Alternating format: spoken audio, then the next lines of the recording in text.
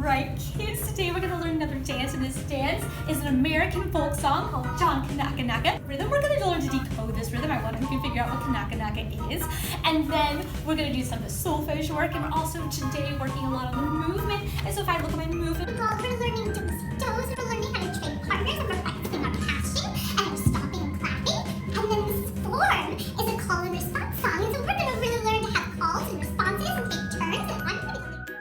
And then you're going to launch into a refrain, and you're going to do it with a partner. So first I'm going to find a partner, and then get into that double circle shape, and then we're using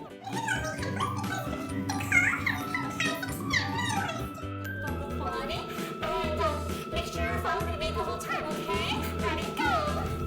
Okay.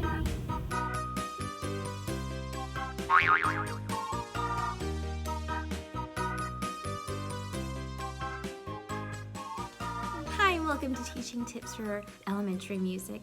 John Kanaka is one of my favorite activities to do in music class. I've used it with my choruses, just as a call and response vocal warm-up, our hand clapping game, with ukulele. My favorite way is really the double circle dance as is found in John Feierabend's Song Dances, page 62. Before we begin talking about this dance, I want you to consider the amount of information it takes for a student to be able to perform this activity. We have 2 circles.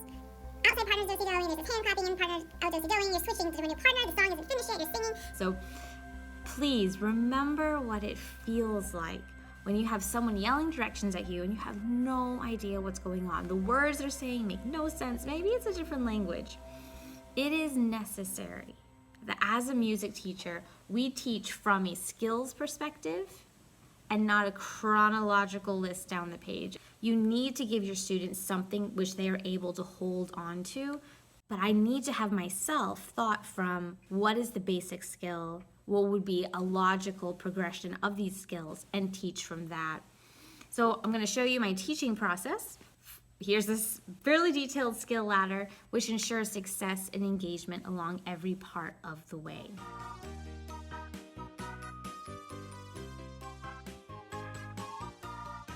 I would say that having a very detailed set of skills is necessary for when you're teaching a large group.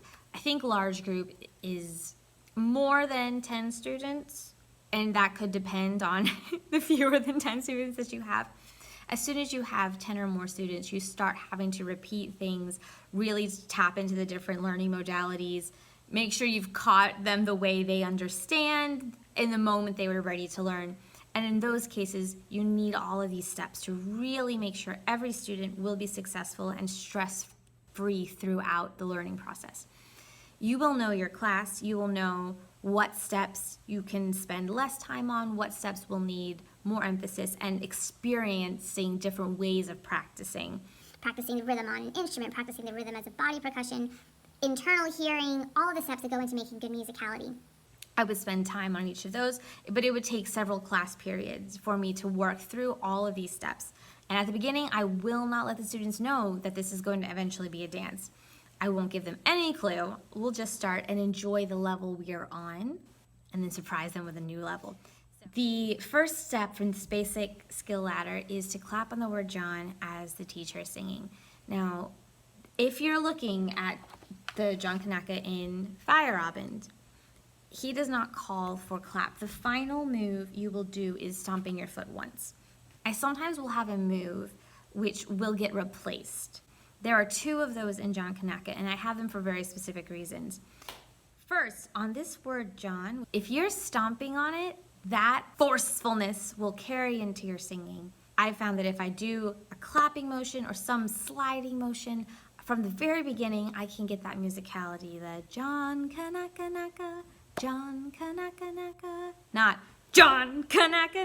Secondly, just moving on to the next step, easy peasy. Once again, we're practicing by ourselves before we do it with a partner. Kanaka, as I mentioned, some reason Kanaka can be really hard for students to get the back and forth pattern, so take your time with that.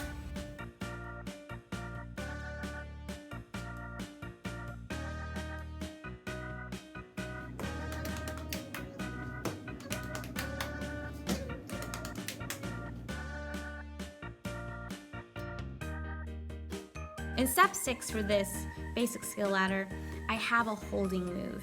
Now, a holding move is something that will be replaced, but it's also here to fill in with a motion that makes sense and will connect later. So I have found it really useful, especially getting ready for when I replace this move, to give them just the holding of tu-ra-ye.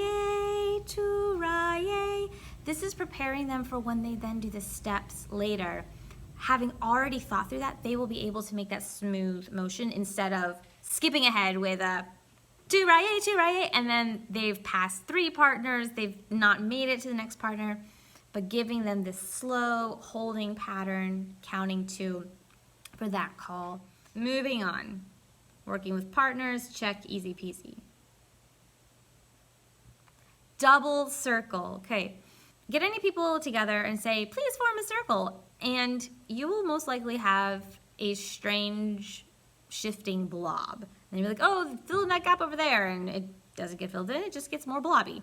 Having a tape circle on the floor, and I'm using here floor tape, is magical in that you're able to say outside partner, do-si-do, inside partner, do-si-do. And they're very easily able to see, oh, I am outside the circle. Oh, I am inside the circle.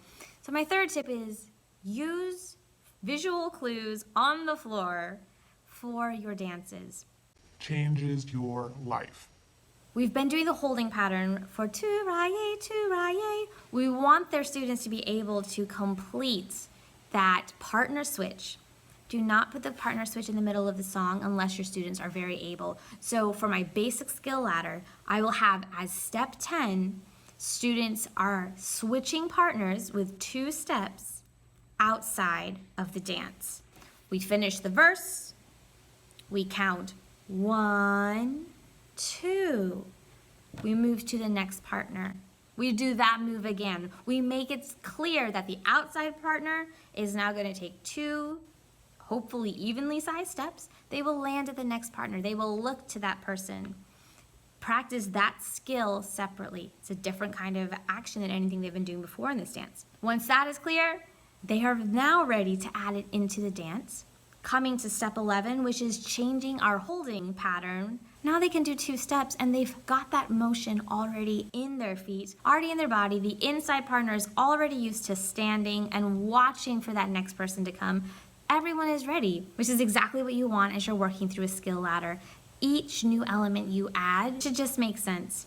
And it also makes sense in the structure of the dance to point out that the outside partner has do-si-do, the inside partner has do-si-do. Now the outside partner is taking 2 steps. Giving this structural clue to your students will really help them be successful and able to complete the activity without you yelling, Oh, sorry, do-si-do. When I've been teaching activities this way, I have seen my students be able to predict what will come next. We should do that during the song. Why are we switching partners after? You want them to be asking those questions. You want them to be realizing, This. without realizing that their brains have already been prepared for this knowledge. They see that they're building on top of the skills they already learned, and they're successful and enjoy every step of the way. The next 2 ladders, I'm just going to show you really quickly, because these are 2 other ways that you might structure it. One is kind of a variation on the basic. It's got a couple things that are combined. Once again, this would be a fine way to teach it. There wouldn't be a right or wrong way if your students are prepared properly. So just making sure that whatever skills you're building, you are preparing them for the next skill. Lastly, I have the go-getters category, and this is when you have a smaller group of students or you have an older group of students or students who are really, really on top of it. The main difference is that you are teaching that whole response as one unit, and you're inviting the students to join in as they catch it. Problem with this one is that it is easy to lose students. There will be students who never get the Kanaka back and forth hand pattern. There will be students who never are quite sure if they're supposed to do-si-do or not. So if you have those go-getters, you can do something like this. Even so, always make sure you are preparing your students so that they can enjoy every step of their learning. Thank you for joining me today as we explore John Kanaka and different ways to build skill ladders on this activity. Please leave a comment below if you have any questions about my process, or if you want to share a variation of a skill ladder you've developed or a process for this activity, as well as any questions you have about what activities you'd like me to share my process with, or some tips that I've had as I've been working through it. Thank you so much, and keep enjoying the music. Bye.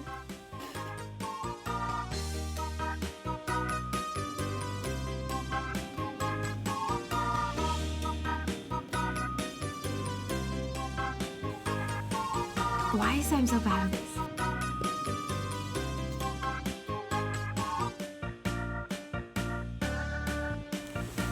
Hey, come on in.